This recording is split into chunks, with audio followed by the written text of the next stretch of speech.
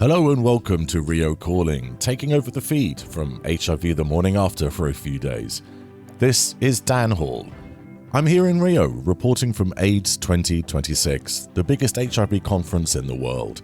Gathered here are the greatest and the good from the global political, activist, community and medical members of those involved with HIV. Joining me is author and ACT UP activist Dan Glass, and together we're going to get the thoughts from the convention floor on topics that are most raised by the guests of HIV the morning after. Unfortunately, our flights alone have cost us around £2,000 each to get here, and so any help with our expenses would be much appreciated. The link to our crowdfunder is in the show notes. And thanks also to BHIVA, the British HIV Association, for helping to cover our costs, and to HIV iBase for their further assistance.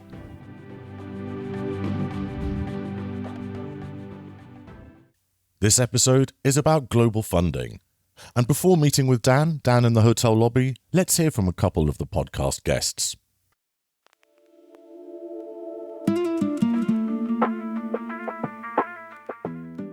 Matthew Hodson is a writer and activist and the former executive director of the HIV information charity NAM AIDSmap. Others aren't so lucky, and still others aren't so lucky, and increasingly as a result of Trump's cuts to USAID and then cuts which the UK which was previously one of the biggest funders of international AIDS relief work. We've also cut our budgets, and people are dying in greater numbers this year than they were last year, and that looks set to increase.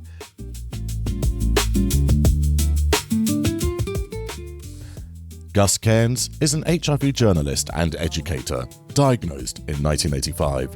He has written about the global treatment effort for decades. I mean, at the moment, it's very difficult not to get surrounded by doom and gloom with Trump cutting, firstly and scandalously, all the assistance to Africa. I mean, in the long term, perhaps it's right that America should not continue paying Africa to deal with it, to treat its HIV positive population, and that the national governments need to step up. But they haven't got any bloody money. They themselves are run by sort of, viciously anti-gay and anti-sex governments in all sorts of ways. So at the moment, it's rather doom and gloom in the world in terms of HIV treatment. There's also been cuts made to HIV research, which means the hopeful blue sky science on curing HIV and getting a vaccine for it is being drastically slowed down. So it's difficult not to be a bit despondent at the moment. Links to their full episodes are in the show notes. Now then, I'm off to see my co-presenter, Dan Glass. Morning, Dan. Morning, Daddy boy. How are you? Good, thank you. Did you sleep well? I did. Did you have a lovely breakfast? I did. I had so much to reflect on. Yesterday was rich. It was crazy. The storming of the stage. It was amazing. We'll chat about that later. It was amazing, yeah. But we've also got a day now talking about funding and everything. So it's kind of 2 days of chat in one. Yeah. But it should be quite exciting. It should be really interesting. Quite a controversial day, I think, with funding, yeah? Well, I really do feel, without sounding cheesy, is game-changing. It's absolutely, the conversations that happen here and the connections that happen here are, without sounding too dramatic, are going to change the world for millions of people. The decisions that are allowed to be made here, the propaganda that is or isn't allowed to be spoken, and the networks of resistance that are built is everything. It really is. Fantastic. Well, our coach is here. So should we go and see Dr. Tristan Barber? Let's go see Dr. Tristan Barber. Let's do it.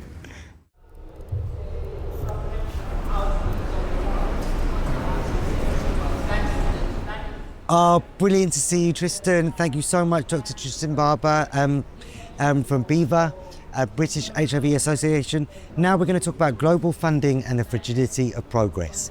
Can you tell us your key insights from the conference floor? Wow, great question. Thank you. I mean, I really think this is the key to why we're all here.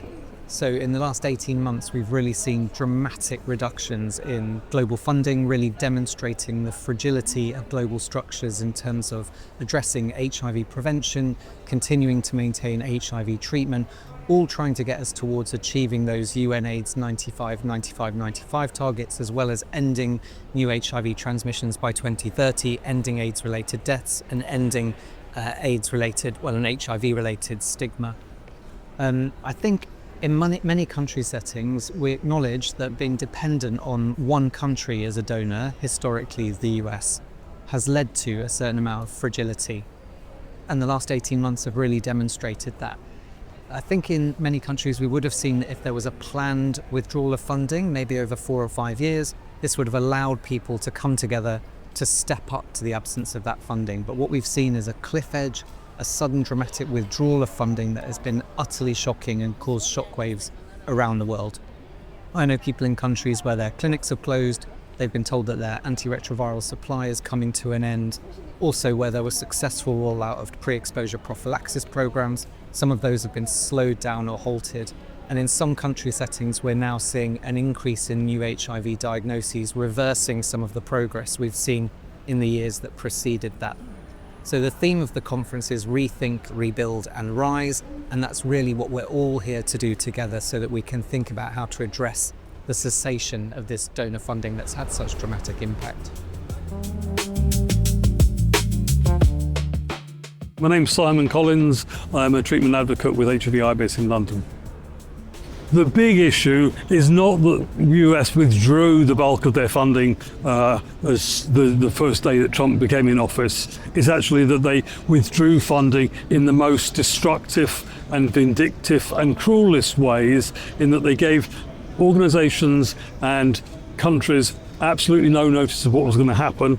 And so it wrecked 2 decades worth of steady, careful construction of the best response to HIV. One of the pre-conferences yesterday, and there's a lot of exciting studies, a lot of exciting pre-conferences that happen before the main meeting starts. There was a presentation that would be given by PEPFAR, which is still the US government, in a way that sort of rebranded the donations that they were still giving. The community response was really clear that actually the destructive way that funding was previously withdrawn meant that the IAS International AIDS Conference shouldn't be used as a way to brand America first for anything. So you talk about the community responding. How did the community respond? A broad community response, which included other healthcare workers as well, was to take to the stage as the first government speaker was about to start to talk, and to make it really clear that Trump's policies have already led to people dying. And what do you think about Elon Musk's statement that the Doge cuts that he brought in have not resulted in any deaths and will not result in any additional deaths, and to say that is something, which is an absolute lie and something for which he will sue people for saying, for slander? Well, he's lying. But you can't withdraw treatment without people dying. Very early on, there were numerous cases of people who'd, and children, I think, particularly, were the first examples and the outcomes of slashing these donation programs. So I'm Joan Steven. I'm a community facilitator. I am also a person living with HIV now for 25 years. What do you think some of the problems are around global funding? Because the funding is kind of shrinking, things are not getting to be done the way it should. I don't know what we're going to do if we kind of get back on track the way all things used to be before. So prior to that, things is on a down scale because the global funding is not at the level that it should. My name is Kene Esom. I'm a postgraduate researcher at the University of Warwick. My research is at the intersection of digital technologies, access to healthcare, and marginalization. Almost 80% of prevention programs in low and middle income countries around HIV is externally funded, which means it's not the country that's funding it. And so when the actors or the countries who provide that funding pool that funding, the implications for global HIV prevention is enormous. And we're already seeing some of those results coming out of, there's data from Nigeria where monthly PrEP uptake has gone from 42,000 per month to 6,000 in the 6-month period since the US government pulled its funding. So that's just one country and one prevention program. And why should wealthier countries care? Why should they pay? Why should they give a shit? Well, why should they care?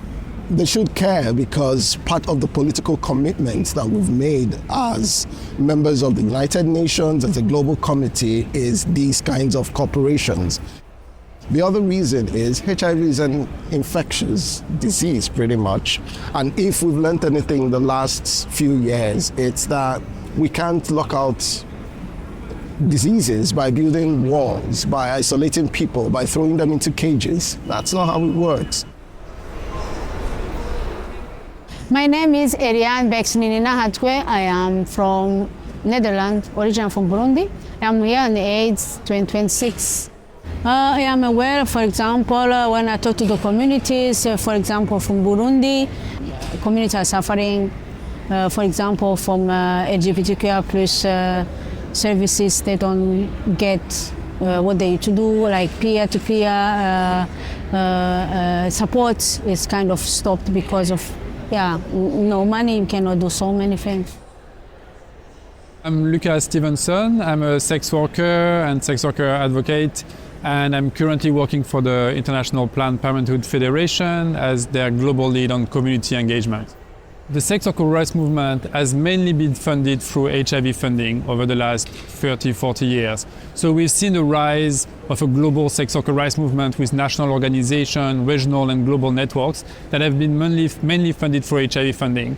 And we currently see these huge cuts to international development funding. Of course, we're seeing the impact of the Trump administration, but that's just one element. European funders as well, whether it's the UK or the Netherlands and others, have also cut funding. And this has a direct impact on community-led organization and services. So I think we're in the situation where many organizations are losing staff, losing funding, closing services, etc. So we know that the impact is going to be, and it's already been evidence, increase of HIV amongst key population, amongst sex workers, amongst men who have sex with men and other key population. All right, so my name is Derrick Powell and I'm a retention navigator and I work with the Jamaica Network of Seropositive. It's the only organization that's advocate for the rights and concerns of people living with HIV. With the lack of resources that we have for our patients and our clients and our peers, is that you find it that if we don't have these fundings, right, they are not coming for their treatment. And some persons do rely on the fundings for support, especially when we have support group meetings, because when we do have these support group meetings, we gather persons from different parishes or different parts of Jamaica to come together, share what they're going through, and just to enlighten each other and be that support for each other. You realize that with the lack of fundings, persons don't want to come to their treatment because normally we'd give them a little stipend for traveling because not everybody is working.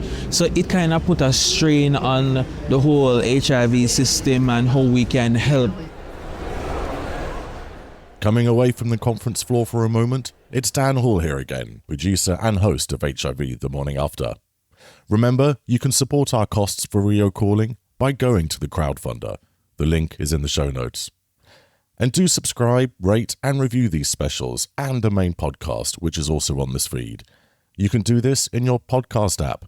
And also, if you like what you hear, do tell your friends and colleagues.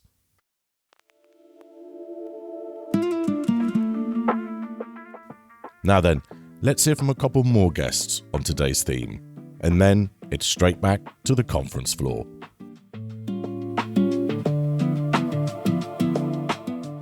Diego Agurto Beroiza is a Chilean theatre maker and activist who documents the epidemic in Latin America. It's like a Milei in Argentina. He cut the money for PrEP. And now he's using this idea that the people living with HIV should pay their own treatment. we know that the value, the cost of one treatment for 1 month is impossible to pay for all the people. I'm concerned because Trump is cutting funding, Milei is cutting funding. I know that Meloni in Italy, she wants to cut some funding in a health system related to HIV and PrEP and gonorrhea. So now in Chile and in Peru and Bolivia, we are close again to lose our right because they think that we should pay it with our money. Silvia Petretti is the chief executive of the charity Positively UK. She was diagnosed in 1997. I also grieve for all the people we lost who did not have access to treatment and support, and I'm still angry for all the people who still don't have access to treatment in the world, and because of the changes that we've seen in the past year in funding for and investment in international aid, the many more people who will continue to die.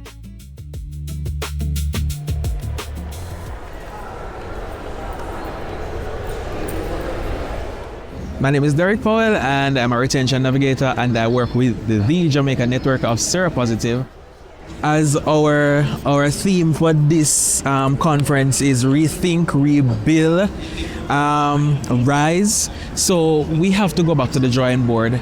We have to start with our stakeholders, our president, our prime ministers, our leaders of government. We have to start there. So basically just go and put our proposal to them to say, hey, this is what we have, these are the challenges that we are facing, and we need help with this. We're talking about education, we're talking about medication, we're talking about funding for support groups.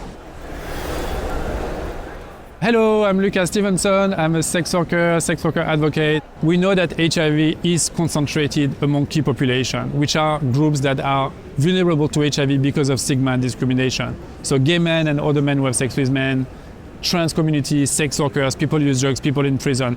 The response is actually quite simple, that communities should be at the center of the response. They should be in every country around the world, funding from government that goes directly to community organizations to protect each other. It's really a stain on rich countries, whether it's the US or EU, who are currently cutting fundings for international development and health. We see in the UK the example of Keir Starmer, who's been cutting funding for international development in order to fund defense, basically to appease Trump, and the defense industry. My name is Eliane Becks Nininahazwe, aka HIV Stigma Fight. The community are the one who are at the core of finding a solution. No one is going to find the solution, only us, because we know what we want, we know what works for us, we know what is the best. But then the grassroots organization should be funded, because there are organizations out there that are big. They get money, they get funded, but what do? They can deliver just a little bit. But if you let community, empower communities, they can do more, they can reach more, they can find, it is the solution, it is up to us to show, to put in the work the solution. But without funding, you cannot do anything. My name is Kene Esom, and I'm a postgraduate researcher at the University of Warren. Governments need to step up. There are genuinely countries where resources are a challenge, and there are countries where priority is the problem. Countries are prioritizing other things in their budgets other than health and healthcare and the real basic things. So that's where that should begin. Something funny happens with the way politicians get sensational with these issues, and that's what continues to fan the flames of stigma, the flames of policies that are not embedded or driven by science. Last year, 2025, 570,000 people died from HIV-related issues. In 2026, with all the progress of the last 40 years. So we should be asking, why is this so? So I'm Joan Stephen. I'm a community facilitator. Every country has different demands. So you look at the ones that are great in demands and you deal with that. Because some countries might can't assist themselves in a certain way. So based on that, we'll compare both funding, and that is where you go with that because you can stop that. What about those who don't have the help? So you focus on those who are desperately in need. My name is Vincent. I'm attending the IIS conference because as a person living with HIV and as a worker for an HIV organization, I think this conference is the best place to meet with the HIV community. So the first thing is that we pay our medicines too much. The prices are too high, and we need to change the whole economic system regarding health and health products. And of course, many countries have the opportunity to pay for their health systems and their medicines, and they are on track to do that, and they should continue, and we should encourage them to take initiatives like sin taxes to pay for the health systems. But many countries will still depend on global solidarity, and global North countries, they still need to invest money to support those countries. My name is Sophie. I am the CEO of a charity based in the UK called the Sophia Forum. Sustainability is more than just funding. So funding is a key part of providing sustainability for organisations. And so from a grassroots women's perspective, there is structural marginalisation happening in terms of who receives the funding and who doesn't.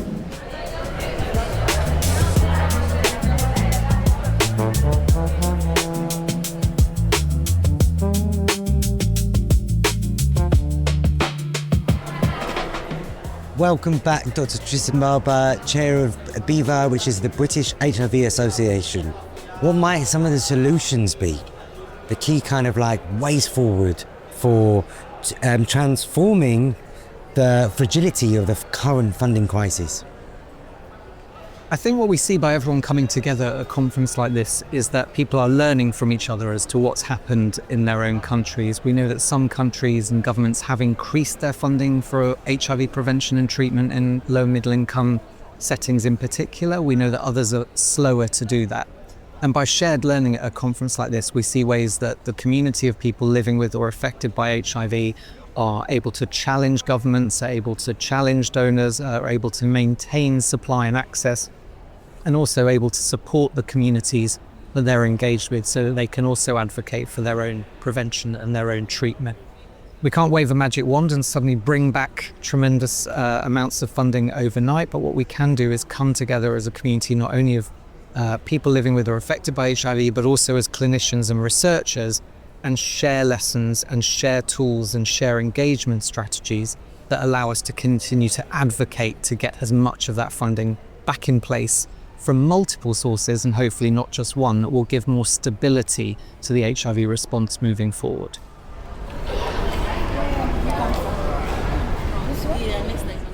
Cheers, Dan. Cheers. That is day one of the International AIDS Conference 2026. Done. What a day. What day? What amazing people. Wow. I mean, what is your biggest insights for today? Being honest, I know the hashtag for the whole event is Rethink, Rebuild, Rise, is it? Yeah.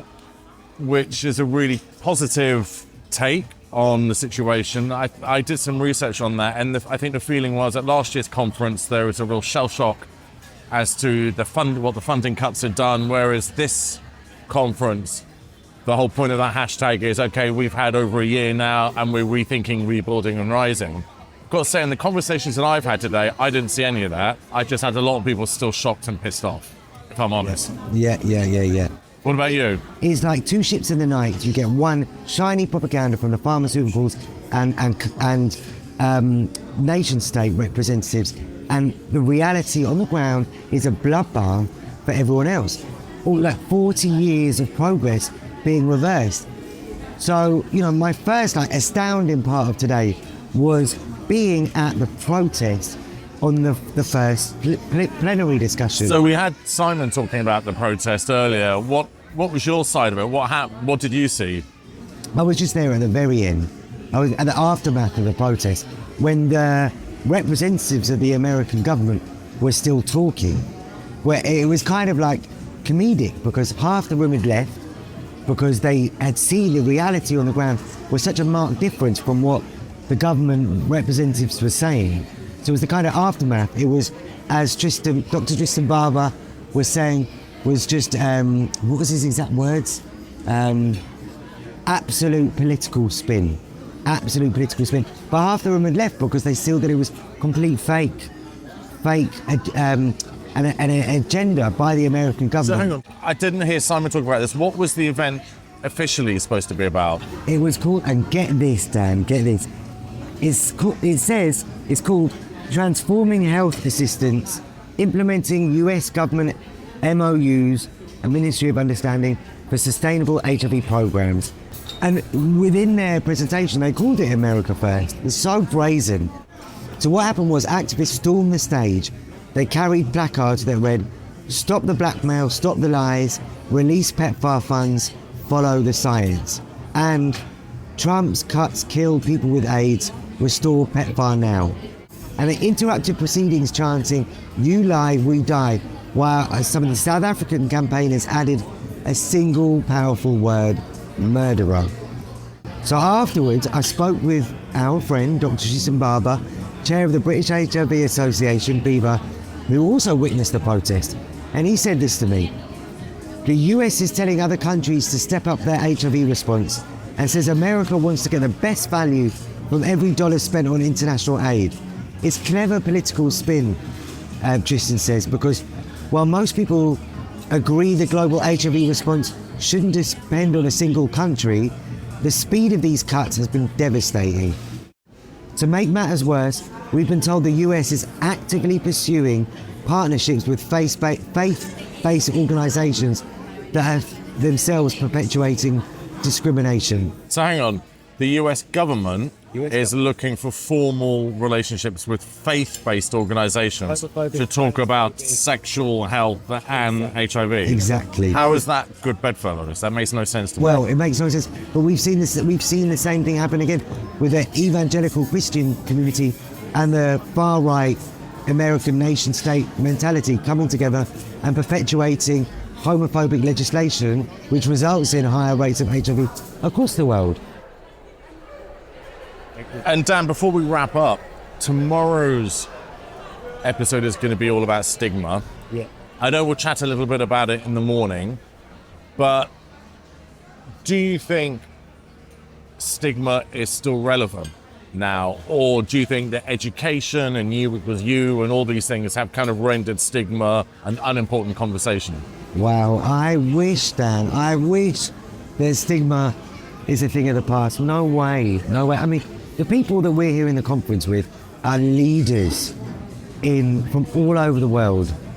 And don't let that give you the impression that because of the dignified way that people hold themselves, that's the state for people across the world.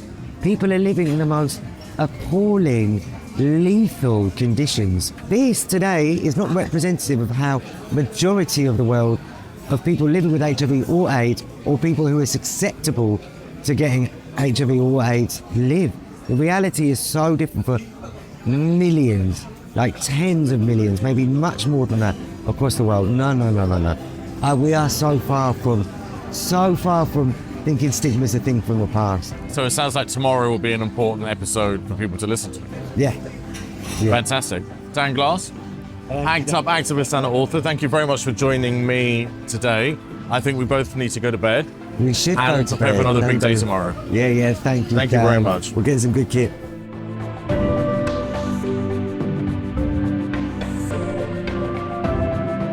Many thanks for listening to Rio Calling, temporarily taking over the feed from HIV the morning after.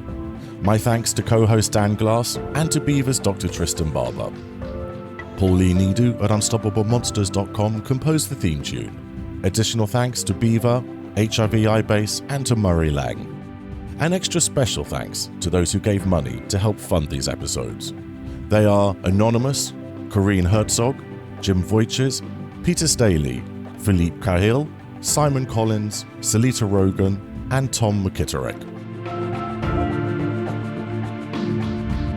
And remember, challenge HIV stigma wherever you find it.